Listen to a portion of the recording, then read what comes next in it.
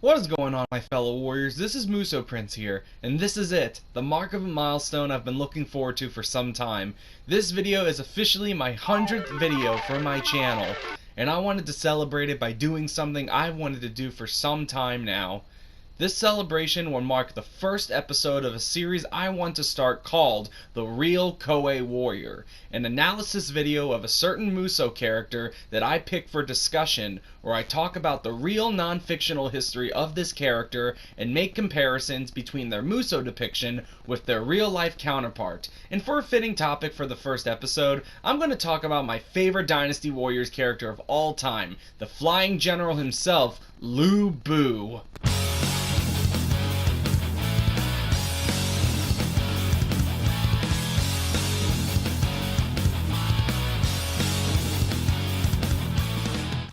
Lu Bu was a man feared in the very late Han Dynasty as a warrior of peerless might and strength.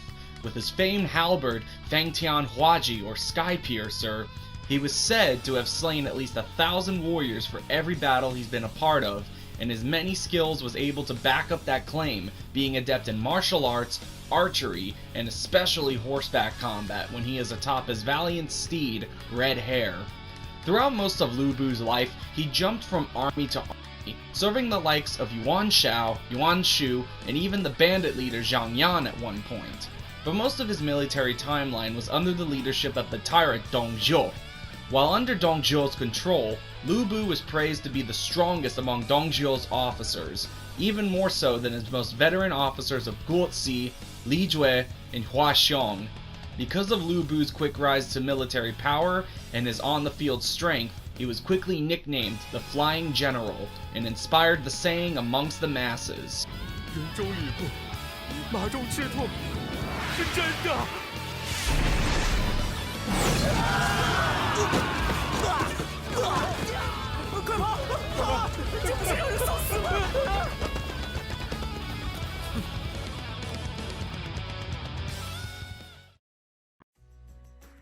In an unknown year, Lu Bu, courtesy named Feng Xian, was said to have been born in the very northern parts of China in the Wu Yuan territory that would later be the territory of the Mongolian Empire.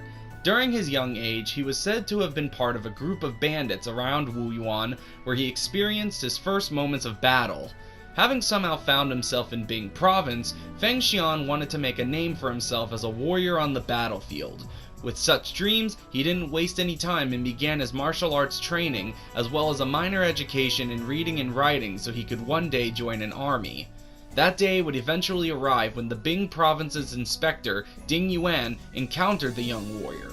Upon hearing of Feng Xian's martial prowess during the warrior's time in Bing Province, Ding Yuan recruited Feng Xian into his services as a registrar and eventually promoted to chief secretary. During his time with Ding Yuan, Feng Xian was said to have been treated kindly and rather well by Ding Yuan, who eventually adopted Feng Xian as his own son. With Ding Yuan being adept at horseback and archery, it has often been speculated that Ding Yuan actually taught Lu Bu these same skills that he would eventually be feared for. After Emperor Ling's death in 189, subsequent to the defeat of the Yellow Turbans, the Han court was crumbling from the inside as the 10 eunuchs sought to take complete control over the throne and the new 13-year-old emperor, Emperor Shao. The imperial general He Jin knew of the eunuchs' trickery and asked for aid from allied lords including Ding Yuan and Lu Bu. Arriving at Luoyang, Ding Yuan and Lu Bu helped in the subjugation and execution of the 10 eunuchs, and was where Lu Bu met the lord of Xiliang, Dong Zhuo. Following the fall of the eunuchs and the appointment of Emperor Shao, Dong Zhuo was slowly gaining influence and power with not only the child emperor, but also with Lu Bu. Eventually, Dong Zhuo gained Lu Bu's attention and told Lu Bu that Ding Yuan planned to assassinate him. Believing Ding Yuan's actions to be treasonous, Lu Bu showed no sympathy in slaying Ding Yuan, presenting his deceased father figure's head to the now Han magistrate Dong Zhuo. To show Lu Bu's appreciation, Dong Zhuo not only adopted Lu Bu as his own son, but he also provided Lu Bu with his trusty steed Red Hair and the position of cavalry commandant, much to the dismay of Dong Zhuo's closest retainers. During Lu Bu's early services to Dong Zhuo, He mainly stood by the tyrant's side as his bodyguard due to Dong Zhuo's paranoia about being assassinated, possibly due to the botched assassination that Cao Cao tried to instigate. It was also stipulated that many of the officers of Dong Zhuo bore great hatred of Lu Bu because of how much Dong Zhuo relied on him.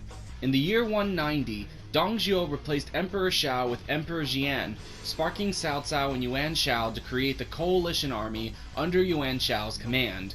When the coalition invaded, Lu Bu was immediately sent to the front lines along with Hu Zhen to attack Sun Jian at Yangren Castle.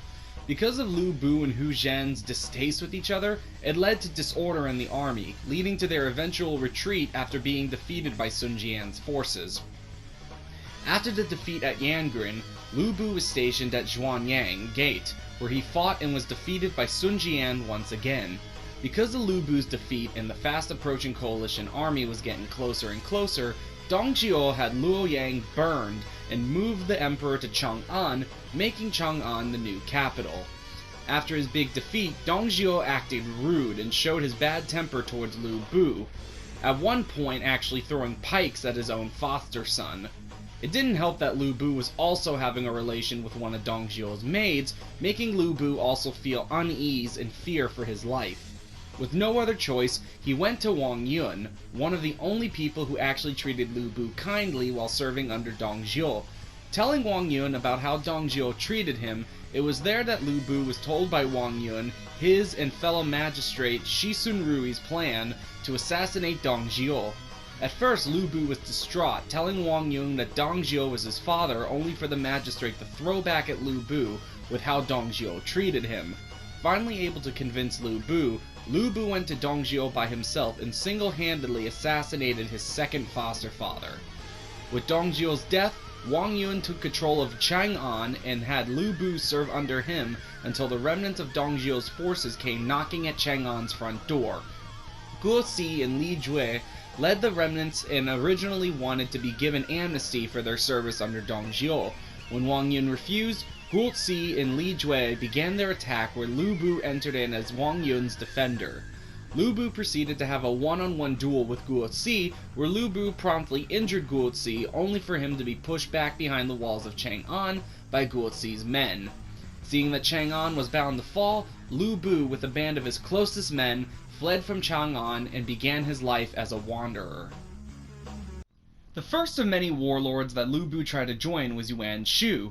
There are actually two different depictions of what went down when Lu Bu approached Yuan Shu, but the first was that Yuan Shu immediately drove Lu Bu away, believing that Lu Bu would only bring trouble. The second was that Yuan Shu actually brought Lu Bu into Shochun and treated the general with respect and dignity, but due to Lu Bu's arrogance and the fact that Lu Bu's men plundered the nearby villages, Yuan Shu chased Lu Bu and his men away. Whatever the case, after leaving Shochun, Lu Bu tried to pledge his service to Yuan Shao, who hesitantly agreed. Lu Bu's first battle in Yuan Shao was to defeat the forces of the northern bandits led by Zhang Yan. After 10 days of raids from Lu Bu's unit, Lu Bu was able to force back Zhang Yan's forces, but not all was welcome for Lu Bu's victory. During the campaign against Zhang Yan, Lu Bu was arrogant and showed contempt towards Yuan Shao's men, and had even plundered one of Yuan Shao's camps when Lu Bu was refused reinforcements.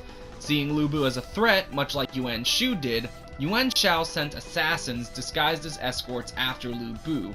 Having escaped into the night, seeing through Yuan Shao's plan, Lu Bu went and joined his former adversary Zhang Yan. While under Zhang Yan's command, Guo Si and Li Jue learned of Lu Bu's location. They contacted Zhang Yan and bribed him to kill Lu Bu, the latter of whom quickly discovered the plot and convinced Zhang Yan to be his ally.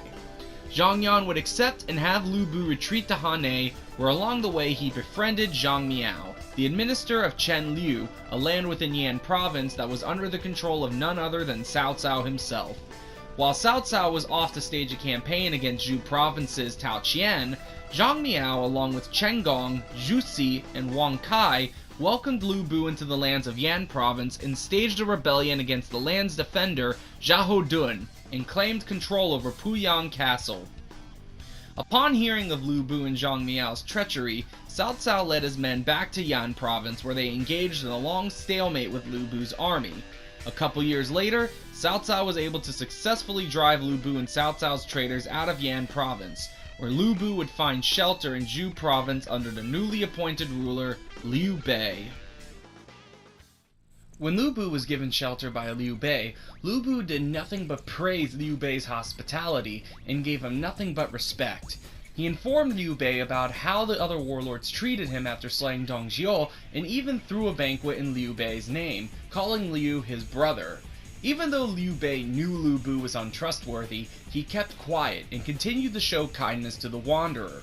But one night, while Liu Bei was away battling against Yuan Shu, Lu Bu set fire to Xiapi and defeated Liu Bei's oath brother, Zhang Fei, capturing Liu Bei's family and Xiapi Castle as a result. Being forced to retreat after his defeat to Yuan Shu, Liu Bei had no choice but to surrender to Lu Bu, making Lu Bu the new ruler of Shu province.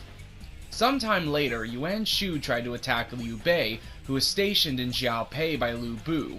Wanting to settle this feud, Lu Bu had his halberd stationed outside the gate of a camp. He said if he hit the southern left side of his halberd, the two would make peace, but if he missed, they would fight to their heart's content. Taking the bet, Lu Bu fired a single arrow against the southern left side of his halberd, just like he said, forcing both Liu Bei and Yuan Shu to retreat. Sometime later, Yuan Shu and Lu Bu decreed an alliance with each other through an arranged marriage that would be set between Yuan Shu's son and Lu Bu's daughter. In the year 197, Yuan Shu declared himself as emperor with the imperial seal in his clutches. Since this was treason against Emperor Xian, Cao Cao, Yuan Shao, Lu Bu, and Sun Ce rose up arms in a campaign against the pretend emperor. Lu Bu ended up joining this campaign because it was said that both the emperor and Cao Cao themselves sent letters of praise to Lu Bu, who was overjoyed with the acknowledgement, and was even bestowed the title of Pacifier of the East by Emperor Xian, signifying the trust of the court to Lu Bu. Because of this, Lu Bu knew that his alliance with Yuan Shu would shatter that trust. So Lu Bu had his men recover his daughter's carriage on the day she was sent to Shouchun and captured Yuan Shu's subordinate Han Yin. Enraged by Lu Bu's decision, Yuan Shu allied with Han Xian and Yang Feng in order to send forces towards Xiapi. At the behest of Chen Gui, Lu Bu sent a letter to Han Xian and Yang Feng praising how the two escorted the emperor to Zhou province and how Lu Bu himself slew Dong Zhuo.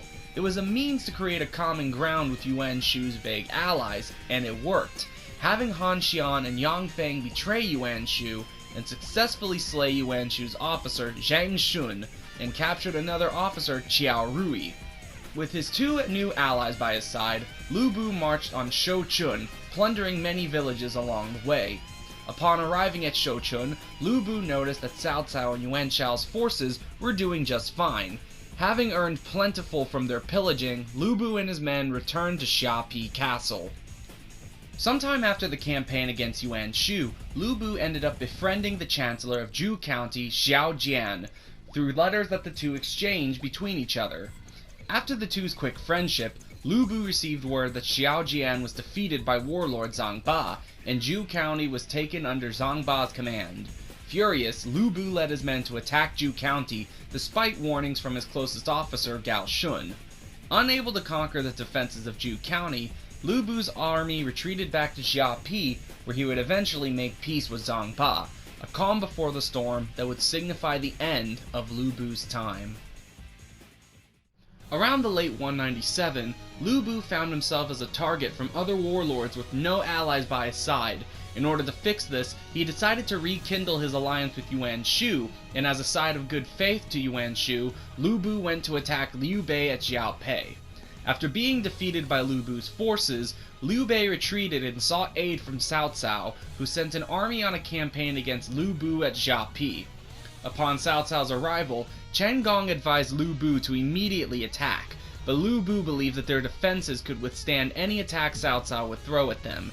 Being proved wrong by the intensity of Cao Cao's invasion, Lu Bu immediately believed that they should surrender, but Chen Gong retorted that Lu Bu would only be killed as a result.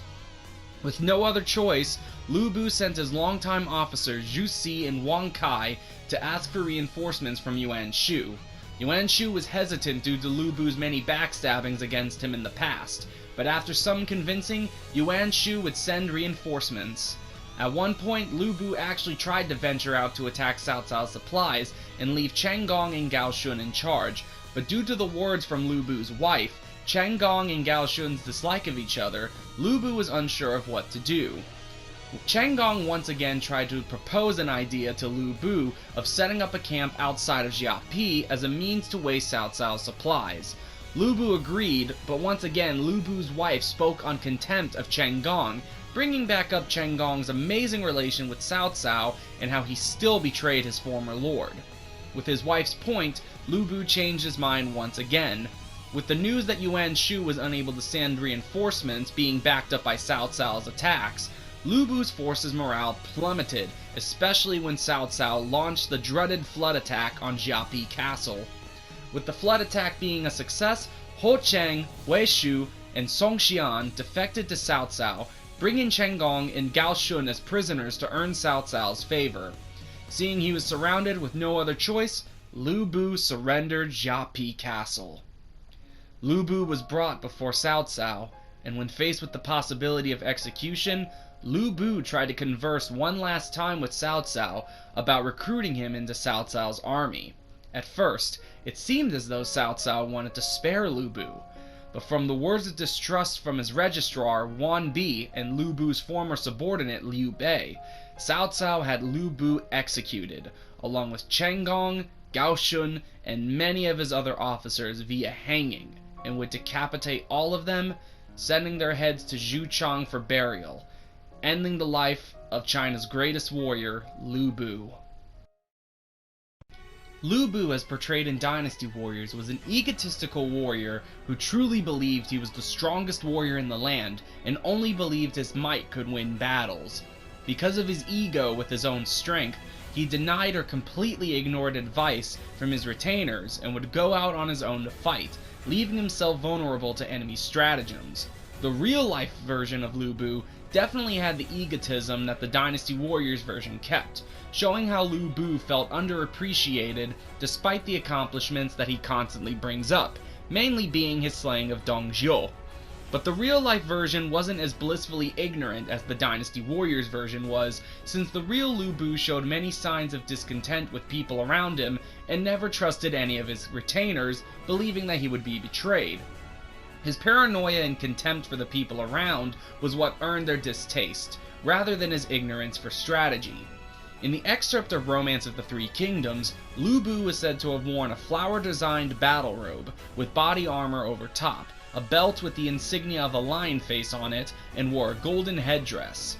This was definitely shown in his designs for Dynasty Warriors 3 and Dynasty Warriors 5 before they went for the whole demonic entity motif that they started using for Dynasty Warriors 6 and on. In Dynasty Warriors, one of Lu Bu's most notable achievements was his fight against Liu Bei, Guan Yu, and Zhang Fei at Hulao Gate, but in actual history, Lu Bu was stationed at Zhuanyang Gate, and was actually forced to retreat by Sun Jian's forces, his battle against the Three Brothers being completely dramatized from the Romance of the Three Kingdoms book. Lu Bu's relations were also differing between the real version and the Dynasty Warriors version. In Dynasty Warriors, it is always shown that he has love for the concubine Diao Chan. However, Diao Chan was only a fictional character for the romanticized history and Romance of the Three Kingdoms. In the real history, the maid he was interloping with was nameless, and his actual wife that he married later on was named Lady Yan.